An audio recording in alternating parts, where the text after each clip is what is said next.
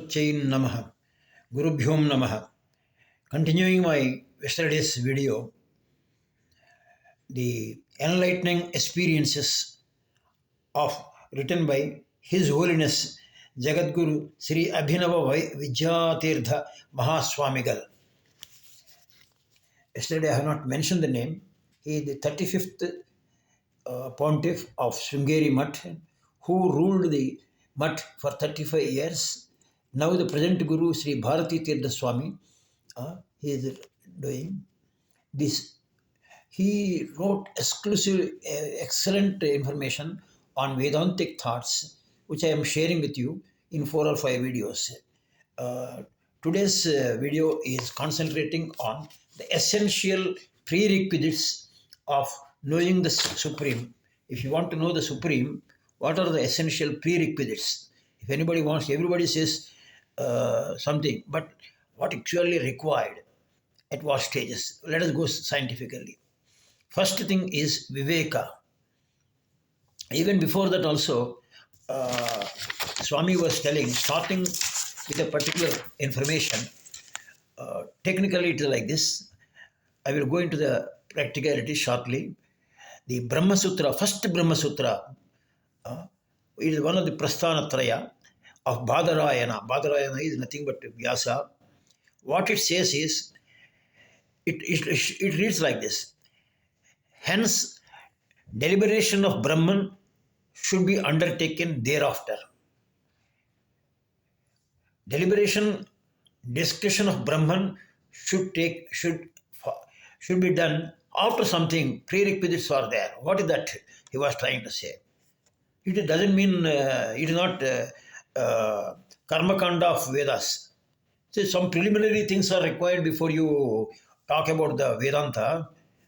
Don't immediately conclude that they mean karma kanda should be done properly, then only the people. No. This is not the thing what the requirements to know the Supreme. What it means is Sadhana chatustayam. This is a very good topic on which many people have written books itself, but I'm giving a very simplified information based on this particular Swamiji's. So, even he says, even an expert in Vedas who can give excellent lectures and gets clappings, he may be having profound knowledge, but without this sadhana chatushtayam, he goes nowhere. He will not get enlightenment. He has to be in the transmigratory cycle of the life and death and again rebirth and other things. He will not get full liberation. He will not be emancipated fully. That is all. Now I come into the topic proper. What are the 4 things? There are 4 things in the sadhana chatushtaya. Chatu means 4. What are they? One is viveka. What is viveka? What is real? What is unreal? What is temporary? What is permanent, eternal? What they are trying to say is the world, whatever the objectives you are pursuing in the world itself is transitory, temporary. And our life itself is temporary. That is a different issue. So why to pursue those temporary things of the objectives and waste our time and energies on that particular process? So that is the thing. You try to concentrate on the essential things. That is God realization. So that understanding, if it comes to you, that wisdom, if it dawns on you, that is viveka. Then with some amount of maturity, you will go to the next step. What is the next step?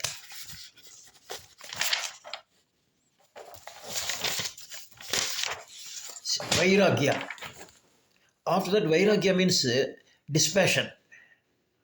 Suppose you have got one mobile, you want to have one more mobile, then very new model has come. Then you think this model is sufficient, it is serving my purpose. After all, there is no point of going after mobiles, all are temporary. So this is not required. Why should I have so many things? Dispassion. This is all temporary. Purpose is temporary. So why should I use your discrimination properly, and then come out of things? Socrates was telling, he was going to the market to find how many things are not required. If you go to the mall, thousand things are there to attract you. You feel, if you go with your missus, you feel like everything is required. But you thought for a while, you think for a while, whether this is required or not, whether really I'm going to use it or not. Paramahansa Yogananda was telling, you will buy in a momentary passion, and later on you are not going to use. That happens many a times. In my own experience, I am telling. And after that, what will remain is bills will remain. That's what Paramahansa Yogananda was jokingly telling. Whether you are using or not. Another of my friend was telling, all these items are occupying the space. You are paying rent for them, and ultimately they will add to the fungus and kind of things. Ultimately, it will be thrown out. So many things are there like this. If you properly analyze your own items in the house, how many things you must have acquired which are not required? Are you thinking that may be useful? You bought it but never used it. You don't have the time.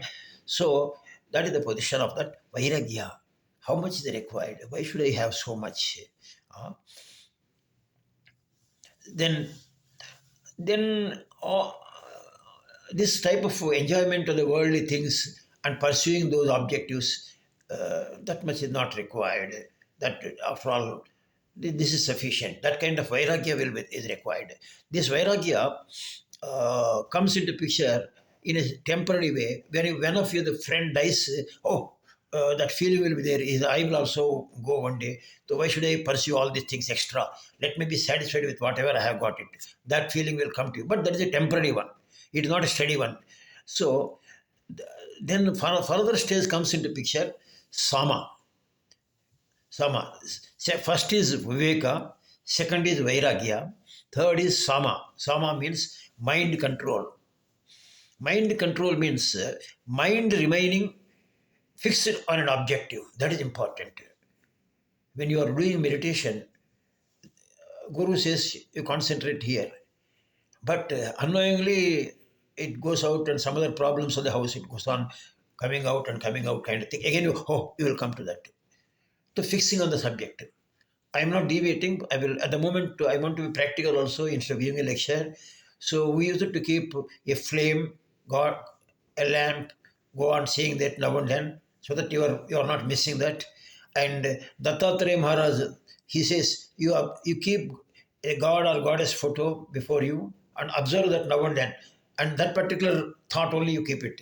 As far as me is concerned, I keep Gayatri photo and I try to visualize mostly here and do it. Whenever my mind goes off the mark, then I will look into the particular photo so that it again, my attention is not lost. So the mind ultimately, if it is observing that thing and getting fixed on that particular objective, then if you could really fix, then you are a great man. As long as you can keep it, the greater your success. So that is fixing the mind.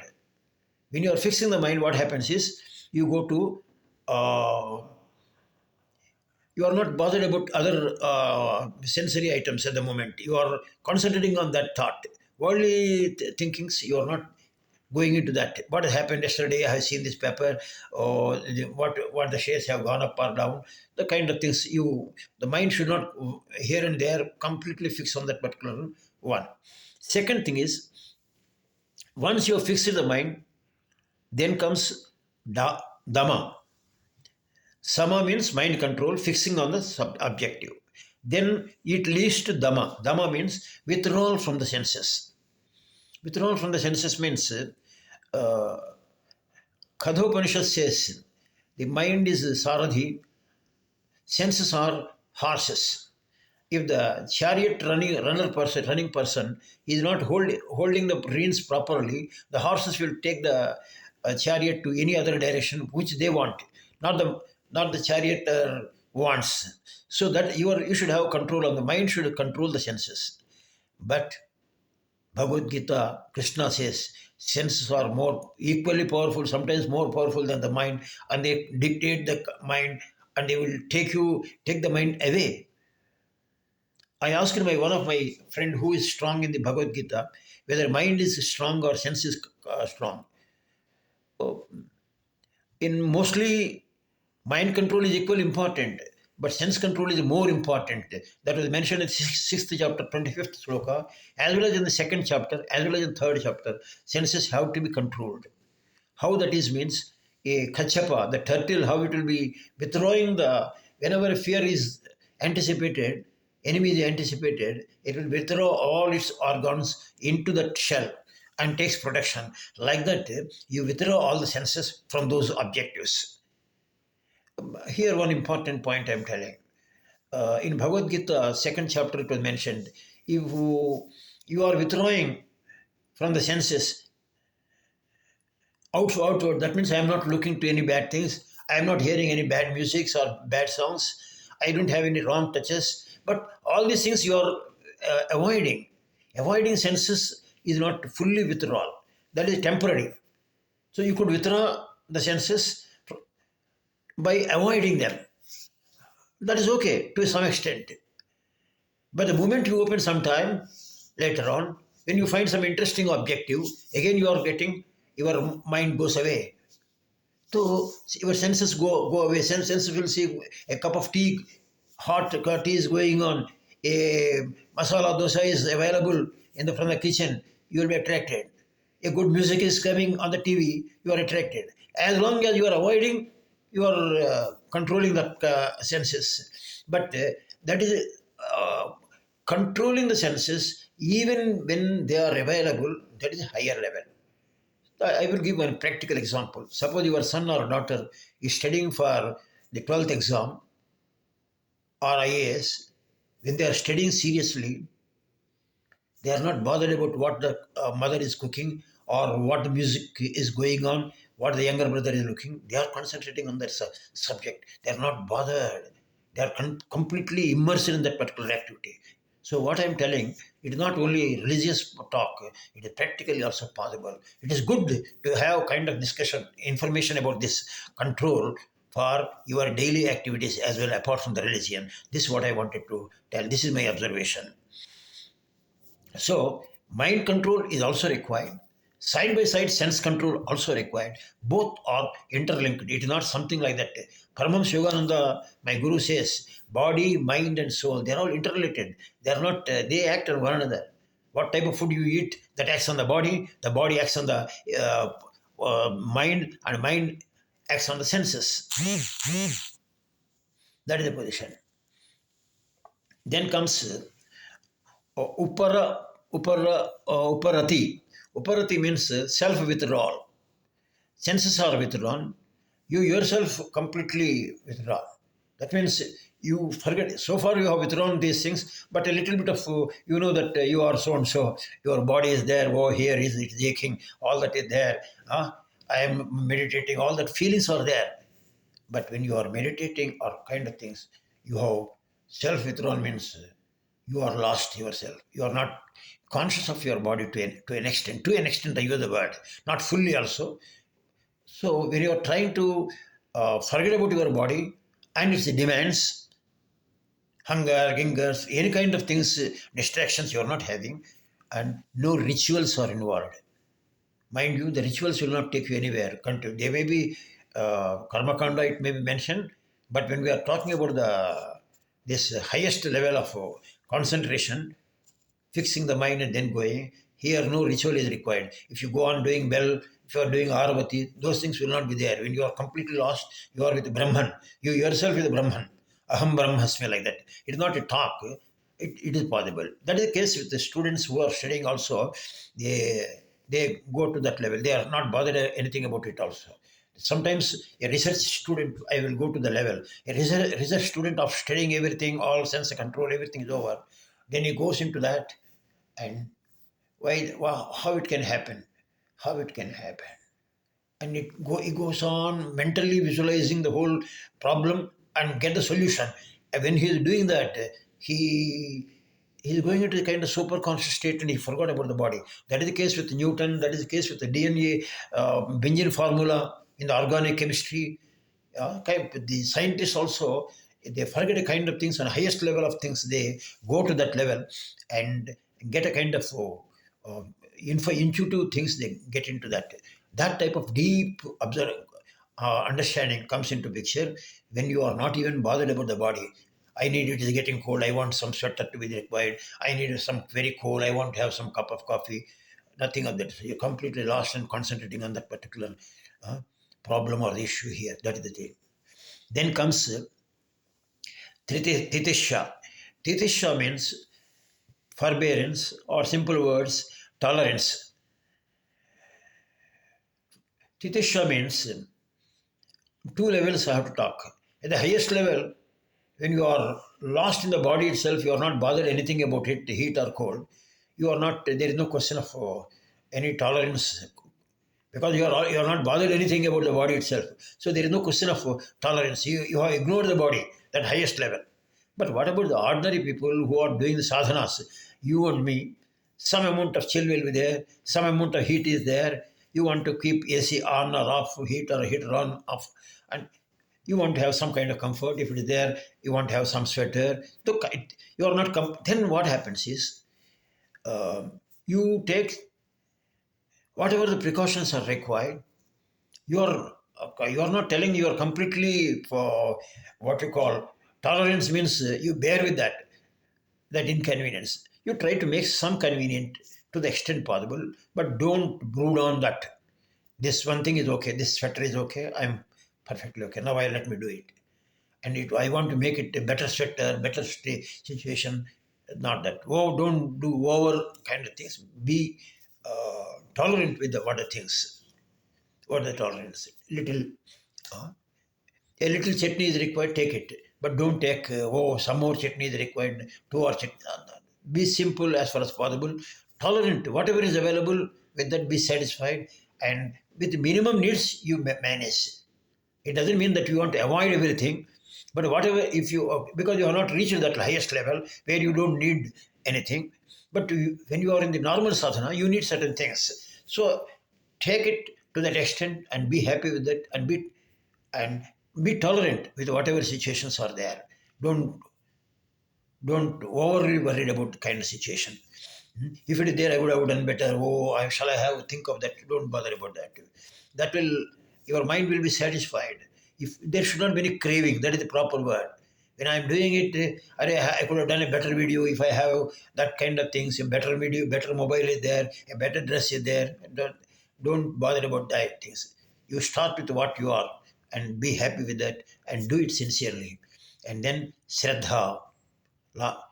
All these things are coming under the sama, dama, uparapati, titisha, the last Shraddha. These are all coming under the third pass uh, of the sadhana chatustayam.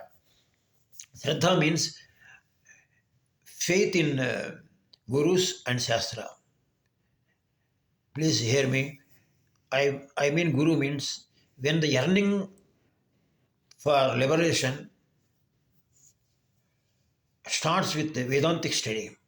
When you read some some amount of knowledge, you will get it, and you get some more interest, and deeply you want to read, and you get a deep feeling. This is the real world. Oh, this is the real reality. What they are telling the saints. I want to go deep into this subject and get liberated. I want some practical knowledge, not just reading. That feeling strongly when emerges in you, then the guru comes into picture. God sends you. The guru means not a teacher. He is the realized soul, liberalized soul. He has already reached that self-realization. Such persons you can notice. People are available. To name a few, My Guru Paramahansa Shivananda, maybe Sadguru. Sadguru is also there. Ganapati Sachidananda Swami, Shankaracharyas, so many others, real saints. I mean, not anybody's proclaimed saints. Be careful about the proper saints. What I mean is, which you can come to know. And then faith on the Guru is required. Why I'm telling is, the Guru already studied everything, and then he gives in a short way your requirement, what you need it. And you go on reading other things unnecessarily and wasting your lot of time and not following Guru, that is not useful to you. You are wasting your time and energy. You will not. You should have the full faith on Guru and 100% whatever the instructions he is giving, you have to follow. You never think that you can do something better than Guru. I have innovated something. That happens that out of ego. It happens with me also sometimes unknowingly. Then I slap myself. I introspect myself. If it is really, I whatever Guru is telling, I will do. After that, little I may do it, but never lose what the Guru said it. Guru is the topmost one. He realized the soul. You have to follow him. That faith you should have it. Faith begets faith. Courtesy begets courtesy. But really, here faith in Shastra is very essential. In Bhagavad Gita, it was mentioned. Do what is mentioned in the Shastra whenever you get doubt, and nothing. Uh, don't do anything which is against the Shastras. It's all Shastras are for your betterment. So you think on that particular one. The saints have prepared. Santo Jivanam par vyavastitaha. If saints, how they are taking the type of food. If you are taking the food like that, your health will be much better. So if you do exercises, it will be still better. Like that.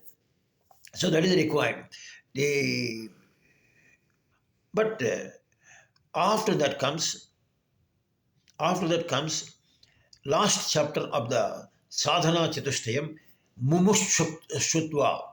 Mumushutva means strong yearning for liberation, hearing Vedanta.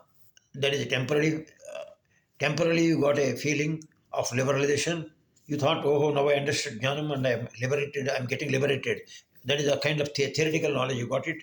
Then you are listening, you got a guru, your earning is good enough, God has sent, or you identified a guru. And guru listening also not sufficient. Guru, sincerely you are listening, that is important. That hearing is not sufficient.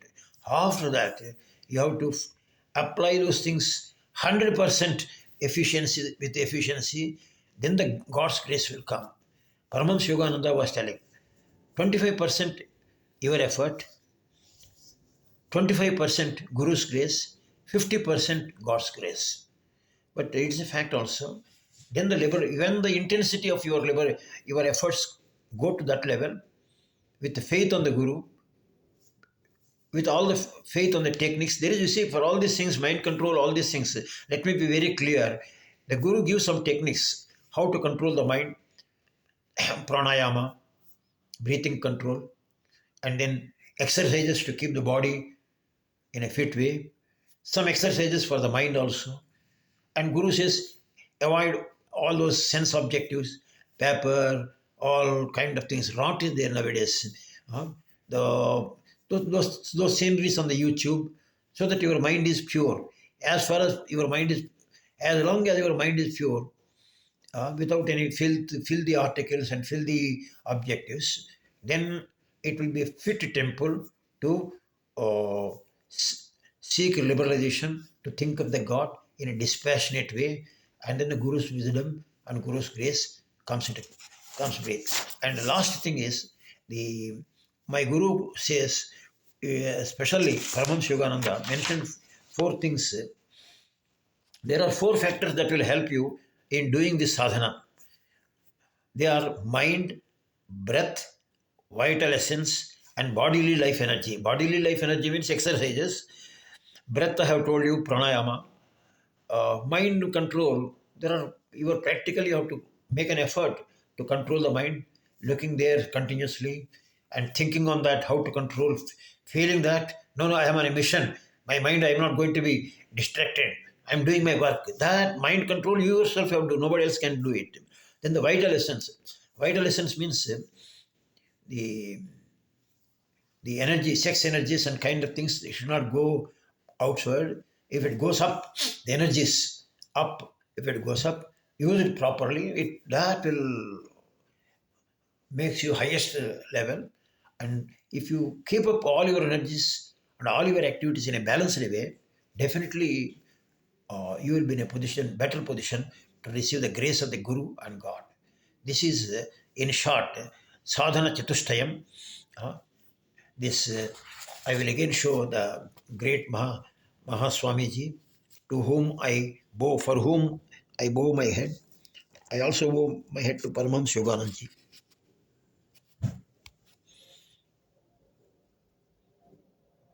You try to purchase this book if it is available from Sringeri. Om Tat Sat.